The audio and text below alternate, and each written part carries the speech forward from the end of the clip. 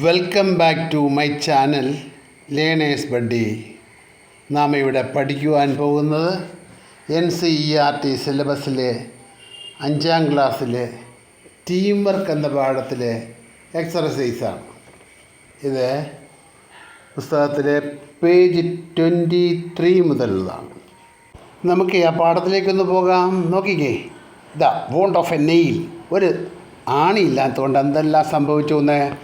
Four want of a nail, ഒരു ആണിയില്ലാത്തതുകൊണ്ട് the shoe was lost. നോക്കിയേ, horse shoe ആണ്. കുതിരയുടെ ലാടം നഷ്ടപ്പെട്ടു പോയി. കുതിരയ്ക്ക് വേണ്ടി നടക്കാൻ പറ്റുമോ? നടക്കാൻ പറ്റില്ല. കുതിരയുടെ ലാടം പോയാൽ കുതിരയ്ക്ക് നടക്കാനാവില്ല. For the want of a nail the shoe was lost. ആണിയില്ലാത്തതുകൊണ്ട് കുതിരയ്ക്ക് ലാടം നഷ്ടപ്പെട്ടു. For the want of a shoe the horse was lost. കുതിരയ്ക്ക് ലാടമില്ലായിരുന്നുകൊണ്ട് കുതിരയ്ക്ക് നടക്കാൻ പറ്റിയില്ല. അത് മാത്രമല്ല കുതിരയെ കൊണ്ട് ഉപയോഗമില്ലാതായി. It was lost. The horse was lost. And want of a horse, കുതിരയില്ലാതെ എന്താ പറ്റി? The want of a horse, കുതിരയില്ലാത്തതുകൊണ്ട് ദ റൈഡർ വാസ് ലോസ്റ്റ്. അതിൻ്റെ പുറത്തിരുന്ന് പോകുന്ന കുതിരസവാരിക്കാരും ഇല്ലാതായി. Four the want of a rider, കുതിരസവാരിക്കാരൻ ഇല്ലാതായപ്പോഴോ ദ ബാറ്റിൽ വാസ് ലോസ്റ്റ്. കുതിരപ്പുറത്തിരുന്നുകൊണ്ട് വേണ്ട യുദ്ധം ചെയ്യാനായിട്ട്. അപ്പോൾ അങ്ങനെ ആരും ഇല്ല വന്നപ്പം ദ ബാറ്റിൽ വാസ് ലോസ്റ്റ്, യുദ്ധത്തിൽ പരാജയമായി. For want of a battle, യുദ്ധമില്ലാഞ്ഞത് കാരണം ദ കിങ്ഡം വാസ് ലോസ്റ്റ്. എന്ത് പറ്റി? രാജ്യം തന്നെ അങ്ങ് പോയി. And all for the want of a horse shoe nail, എല്ലാം ഒരൊറ്റ കാരണം കൊണ്ടാണ്. All for the want of a horse shoe nail, ഒരു കുതിരാടത്തിൻ്റെ ആണിയില്ലാഞ്ഞത് കൊണ്ട് വന്ന കുഴപ്പങ്ങളെ. അപ്പം all for the want of a horse shoe nail, ഇതെല്ലാം വന്നത് കുതിരാടത്തിന് ആണിയില്ലാഞ്ഞിട്ടാണ്. ഇതൊരു ട്രഡീഷണൽ റൈമാണ്, പാരമ്പര്യമായിട്ട് പറഞ്ഞു വരുന്ന നിങ്ങൾക്ക് ഈ പോയം മനസ്സിലായി കാണുമല്ലോ. അപ്പോൾ ഒരു കാര്യം ചെയ്യാം, നമുക്കേ ഇനി ഇതിൻ്റെ questions for the following answer given in the speech in bubbles അത് നോക്കാം.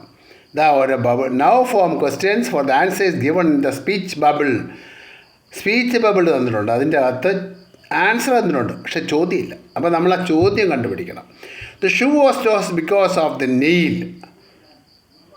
ആ ആൻസറിന് എന്ത് ചോദ്യം ചോദിച്ചാൽ ആ ആൻസർ കിട്ടും?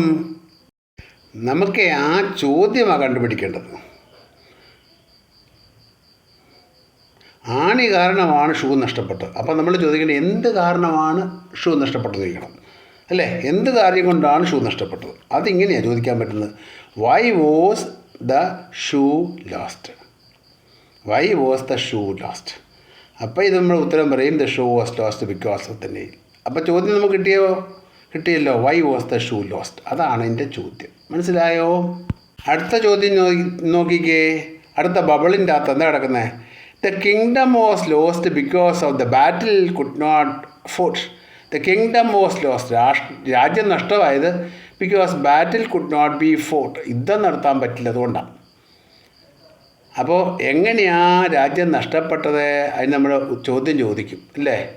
അപ്പോൾ നമ്മൾ ചോദ്യം ചോദിക്കുന്നത് എങ്ങനെയാണ് രാജ്യം നഷ്ടപ്പെട്ടത്? അതിൻ്റെ ഉത്തരമായിട്ട് ഇവിടെ തന്നിരിക്കുന്നത് kingdom was lost because of the battle could not be fought, യുദ്ധം ചെയ്യാൻ പറ്റാഞ്ഞുകൊണ്ട് ആ രാഷ്ട്രം നഷ്ടപ്പെട്ടത് എന്ന് പറയുന്നു. അപ്പോൾ ചോദ്യം ഇതായിരിക്കണം, Y was the kingdom lost? അത് നമ്മൾ എഴുതേണ്ടത് കേട്ടോ. ആ ക്വസ്റ്റ്യനാണ് കണ്ടോ. ഈ പേജിൽ ലാസ്റ്റ് ബബിളും നോക്കിയേ. The battle was lost because there was no rider. ബാറ്റിൽ തോറ്റുപോയത്, യുദ്ധം തോറ്റുപോയത് റൈഡർ ഇല്ലായിരുന്നു, കുതിരസവാരിക്കാരനില്ലായിരുന്നു കൊണ്ടാണ്. കുതിരപ്പുറത്ത് പോയി വേണ്ട യുദ്ധം ചെയ്യേണ്ട, അതില്ലായിരുന്നു. The battle was lost because there was no rider എന്നാണ് ഉത്തരം കൊടുത്തിരിക്കുന്നത്. അപ്പോൾ നമ്മളങ്ങനെ ചോദിക്കും, എങ്ങനെയാണ് എന്തുകൊണ്ടാണ് ബാറ്റിൽ ലോസ് ആയത് എന്ന് ചോദിക്കണം. Y was the battle lost എന്ന് വേണം ചോദിക്കാൻ. അപ്പോൾ അതാ ഉത്തരം. ഇവിടെ ചോദ്യം കണ്ടുപിടിച്ചത് ഇങ്ങനെയാണ്, why was the battle lost, അതാ എഴുതേണ്ടത് കേട്ടോ. Why was the battle lost ചോദിച്ചാൽ ഉത്തരമായിട്ട് എന്ത് കിട്ടും? The battle was lost because there was no rider ഇല്ലായിരുന്നുകൊണ്ടാണ്. നമുക്ക് ഇനി അടുത്ത പേജിലേക്ക് പോകാം. ദാ അടുത്ത പേജ് വന്നല്ലോ. അതെല്ലാം ചോദ്യം നോക്കിയേ. Now make 3 more questions and answers from the poem team work. Team work എന്ന് പറയുന്ന പോയത്തിൽ നിന്ന് 3 ചോദ്യം 3 ആൻസർ എഴുതണം. അപ്പോൾ ഒരു 3 ബബിൾസ് ആണ് നിൽക്കുന്നത്. അത് നമ്മൾ ചോദ്യം ഉത്തരം എഴുതുക. ആദ്യത്തെ ബബിളിൽ നമുക്കൊരു ചോദ്യം എഴുതാം. How can we make our dream work? അതൊരു ചോദ്യം. How can we make our dream work. അപ്പോൾ അതിൻ്റെ ഉത്തരം വേണ്ടേ?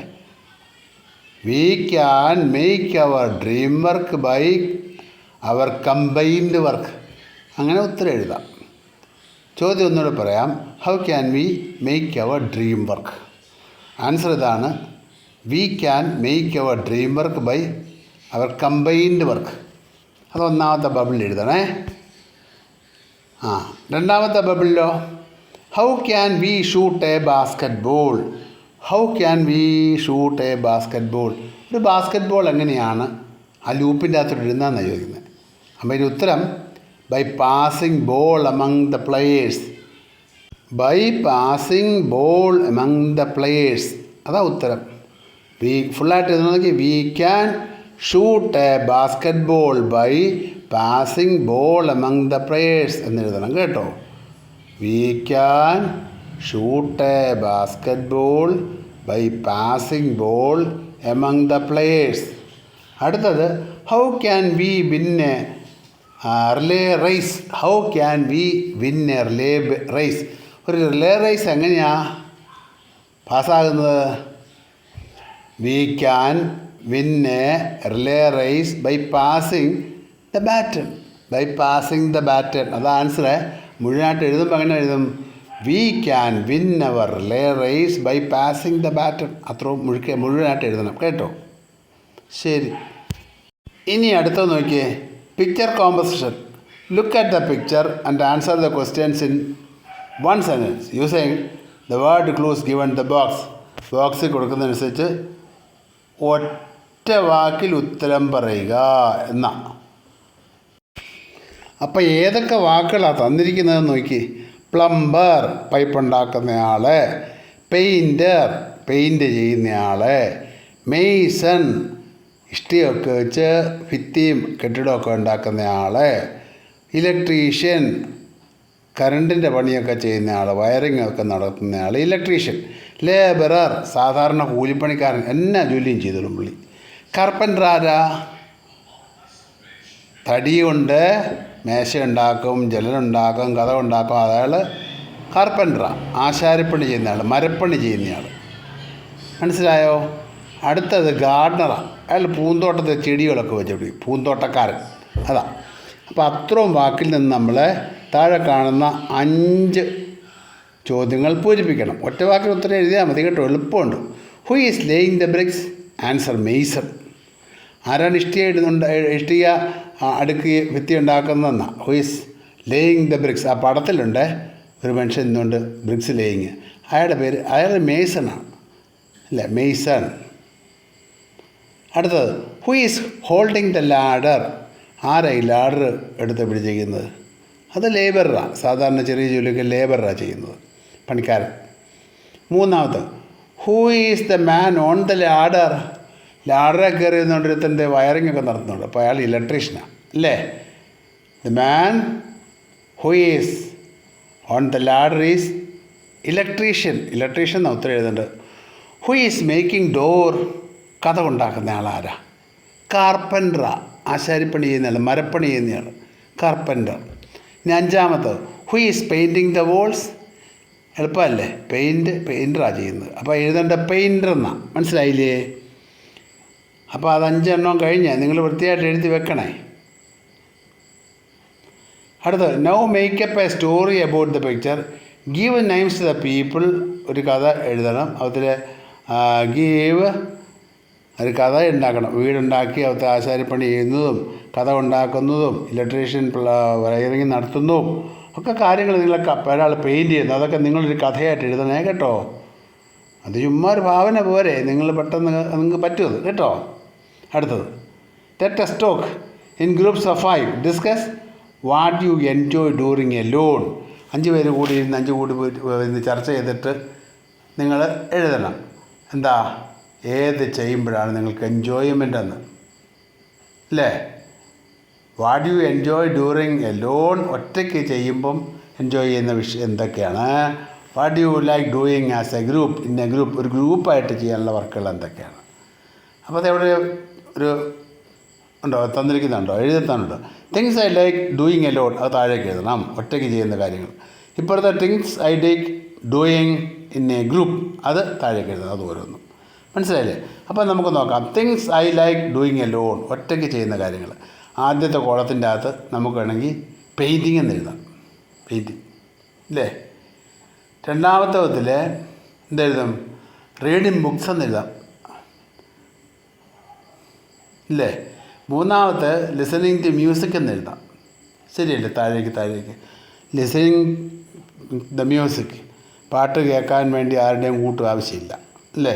പെയിൻറ്റിങ് ദ പിക്ചർ, അതിനും ആരുടെയും കൂട്ടൊന്നും ആവശ്യമില്ല, തന്നെത്താൻ ചെയ്യാം.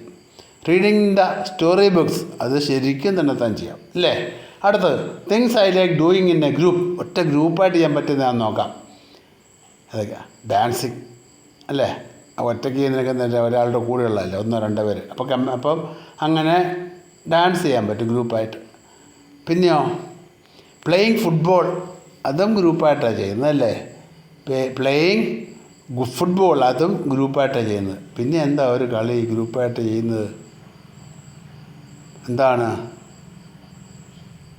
ഹോപ്പ് സ്കോച്ച്, ഒരാൾ മാത്രമല്ല, കൂടെ ആരെങ്കിലും വേണം, മത്സരിച്ചല്ലേ കളിക്കുന്നത്, അത് ചെയ്യായിരിക്കും. പിന്നെന്താ? സെലിബ്രേറ്റിംഗ് ഓണം, അതും വേണം നമുക്ക് പറയാം. അല്ലെ സെലിബ്രേറ്റിംഗ് ക്രിസ്മസ്, അതും പറയാം ഇല്ലേ? അപ്പോൾ നിങ്ങൾ 25ാമത്തെ പേജ് വരെ എഴുതി കഴിഞ്ഞു, പഠിച്ചു കഴിഞ്ഞു. അപ്പോൾ ഇനി നിങ്ങളതങ്ങ് എല്ലാം മനസ്സിരുത്തി പഠിക്കണം കേട്ടോ. ഈ ക്ലാസ് നിങ്ങൾക്കിഷ്ടമായെങ്കിൽ നിങ്ങൾ ലൈക്ക് ചെയ്യുക, ഷെയർ ചെയ്യുക, സബ്സ്ക്രൈബ് ചെയ്യുക.